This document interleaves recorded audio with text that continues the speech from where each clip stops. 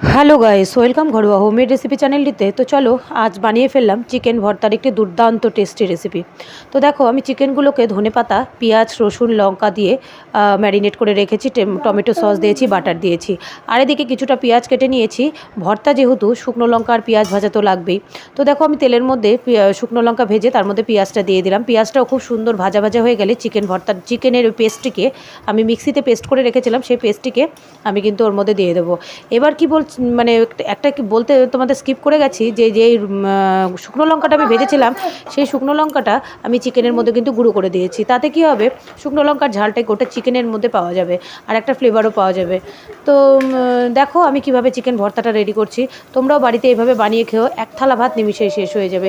খুব টেস্টি হয়। হ্যাঁ, আর একটু তেল বেশি দিতে হবে। তোমরা যদি বাটার দিয়ে করতে চাও, বাটার দিয়ে করতে পারো। যেহেতু আমার চিকেন পেস্টের মধ্যে বাটার দেওয়া আছে, তাই জন্য তেলটার কিন্তু আমার এই পরিমাণেই আছে।